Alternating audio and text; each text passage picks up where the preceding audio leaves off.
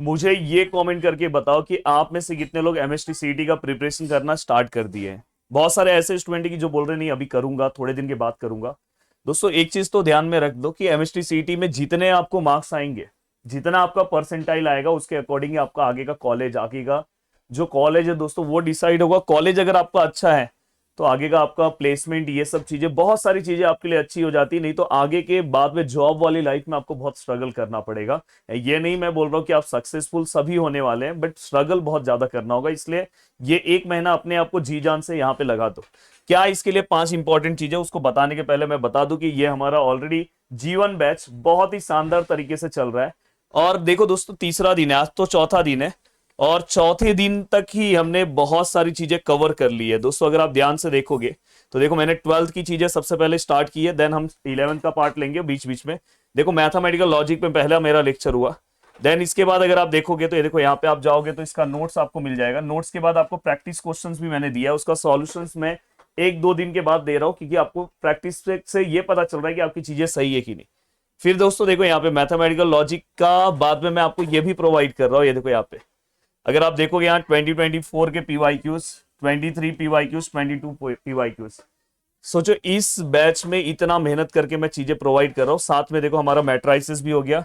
And दोस्तों कल हमारा ट्रिग्नोमेट्रिक फंक्शन हुआ, अभी इसका नोट्स मैंने लगाया नहीं है, ये भी लग जाएगा। और अगर आप देखोगे आज फिर से ट्रिग्नोमेट्रिक फंक्शन का ही लेक्चर है।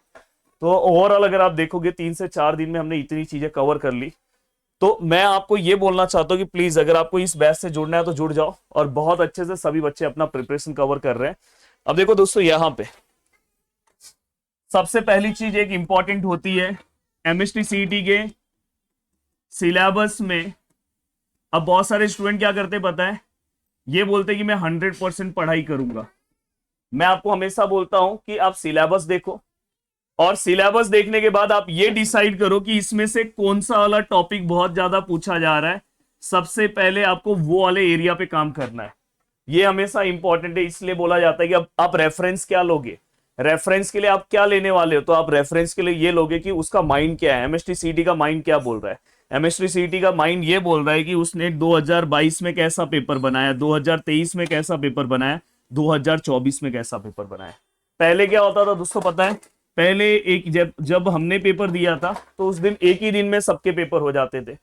अब कैसा हो रहा है कि शिफ्ट वाइज हो रहा है, तो एक ही टॉपिक में इतने क्वेश्चन बन जा रहे हैं कि उससे ज्यादा क्वेश्चन बन ही नहीं सकता। जैसे कल मैंने ट्रिग्नोमेट्रिक फंक्शन लिया।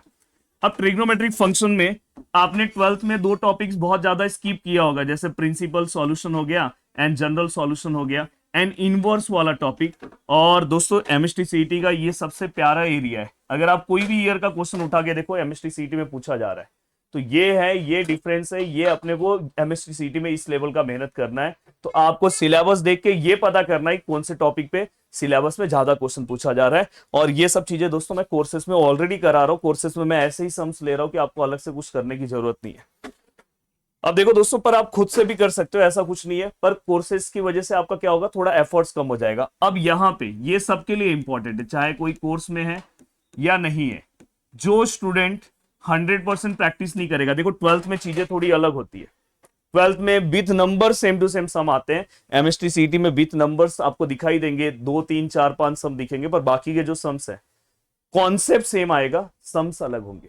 तो इसलिए मैं आपको हमेशा बोलता हूं कि प्रैक्टिस करो, और प्रैक्टिस इस लेवल का करो कि अगर कोई नंबर्स चेंज हो जाए, थोड़ा बहुत उन्होंने कॉन्सेप्ट को चेंज कर दिया, इसलिए आपको सबसे पहले कॉन्सेप्ट पढ़ना है। इसलिए मैं यहाँ पे इवन कल भी मैंने जब ट्रिग्नोमेट्रिक फंक्शन पढ़ाया तो मेरा स्टार्टिंग का पूरा पार्ट दोस्तों 11th का सब क्वाड्रेंट मैंने सिखाया।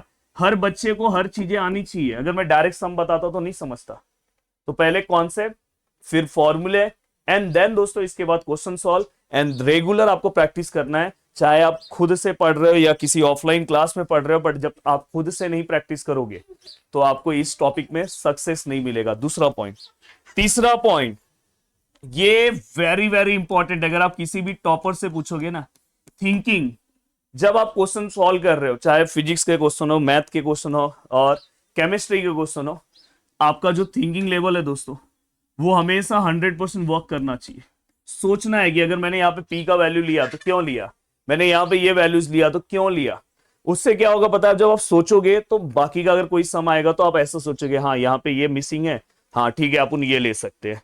तो ये है। और एक इस थिंकिंग लेवल में आपको हमेशा ये मेथड यूज करना है दोस्तों, एलिमिनेशन मेथड।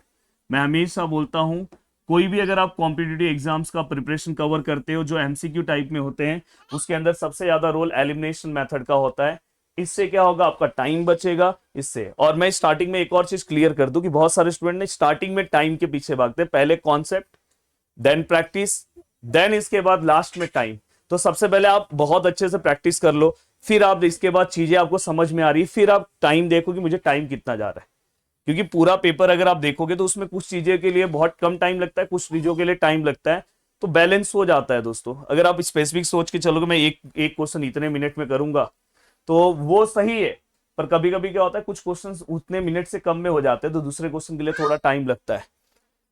अब तीसरी चीज है दोस्तों, ठीक है सर ये समझ में आया, टाइप्स। देखो दोस्तों अगर आप जब भी चाहे जो भी सब्जेक्ट्स पढ़ रहे हो तो आप ये डिसाइड कर लो कि इसके अंदर कितने टाइप्स है, और हर टाइप वाइज आप प्रैक्टिस करो, ना कि आप रैंडमली कोई भी सम लो, टाइप वाइज आपको प्रैक्टिस करो। कि आपको जैसे अगर मैंने बोला ना प्रिंसिपल सॉल्यूशन के कुछ सम्स ले लो, जनरल सॉल्यूशन के सम ले लो, इनवर्स के सम ले लो, इस तरह से। चाहे आप केमिस्ट्री पढ़ रहे हो तो केमिस्ट्री में कौन से न्यूमेरिकल्स पूछे जा रहे हैं इस टॉपिक में, इस 3 टाइप के न्यूमेरिकल पूछे जा रहे हैं, पहले उसका प्रैक्टिस कर लो।